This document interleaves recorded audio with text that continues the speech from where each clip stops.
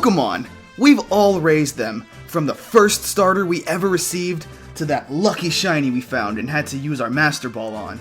Pokemon are our friends, and as we grow, they grow.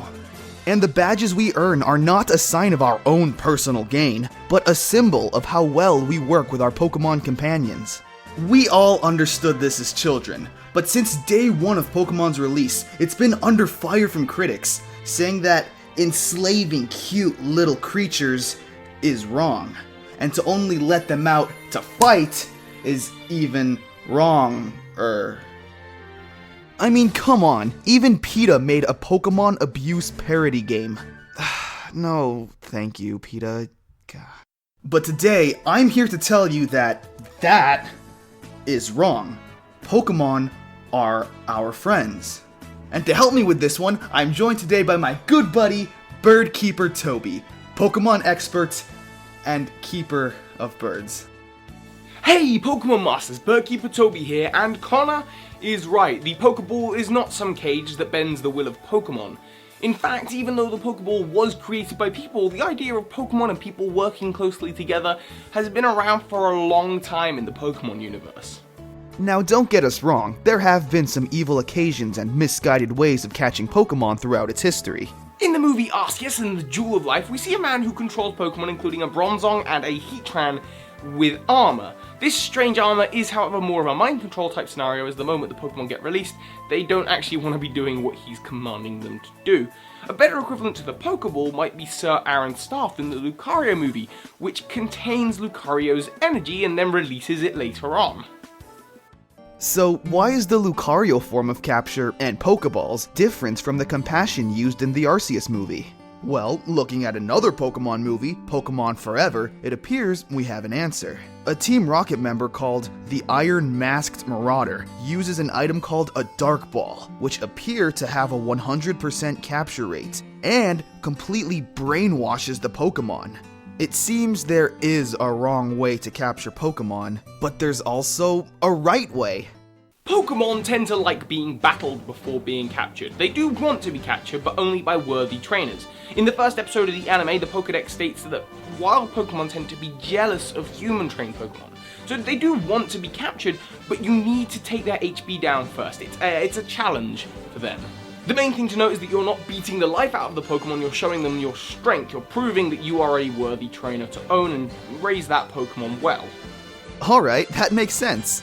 But wait, what about the Master Ball? Well, have you ever noticed that in the games, the Master Ball is never being sold in any stores? It's always the object of desire or the property of the game's evil teams. So, to be clear, using a conventional Pokeball isn't about enslaving the Pokemon. The Pokemon want to be captured. But why? Well, one word. Evolution. Most fully evolved forms of Pokemon cannot be located in the wild. Despite the abundance of Pidgeys, there are fewer Pidgeotos and absolutely no wild Pidgeot. We believe this is the reason why Pokemon crave a human trainer. It's so that they can evolve and grow stronger. Let's take the Pokemon with the most evolutions, Eevee.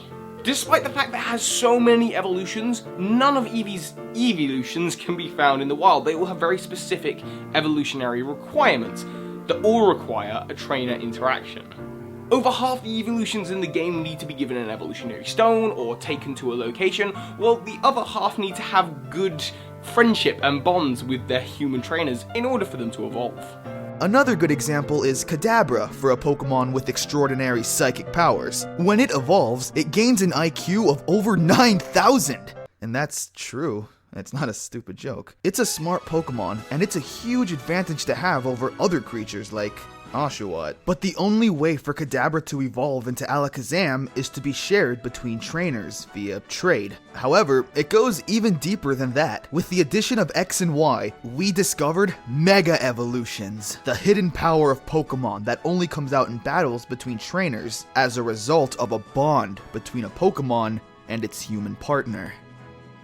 Going back to Alakazam, despite its IQ of over 5,000, it doesn't stop needing its human trainer. This is because particular, very talented trainers can achieve Mega Evolution.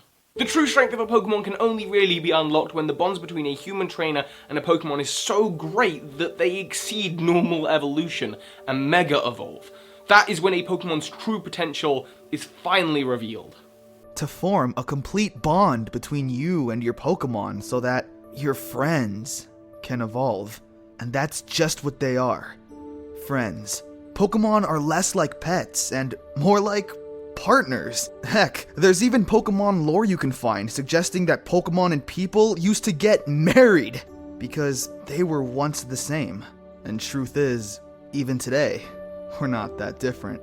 And ultimately, this could be what a wild Pokemon wants when it joins a trainer. Those who are now seeking to unlock the power of Mega Evolutions is just the closest way for a Pokemon to go back to that time when people and Pokemon were the same. Two partners bonded on a lifelong adventure. We share this Pokemon world together, and only together can we become the very best, like no one ever was. So, hey, thank you for watching. I know all of you out there are good Pokemon trainers, but there are evil ones out there, like Aqua, Plasma, Magma, and of course, Cypher. Oh, Cypher, that's the evil team from Pokemon Colosseum and Gale of Darkness, right? Yeah, I remember those guys. You know, I have a theory live right now on my channel that Cypher are actually Team Rocket. I mean, you should know, Connor, you are in it. Oh yeah, I am in that, aren't I? So, why don't we fly over to your channel, Mr. Birdkeeper, and check it out.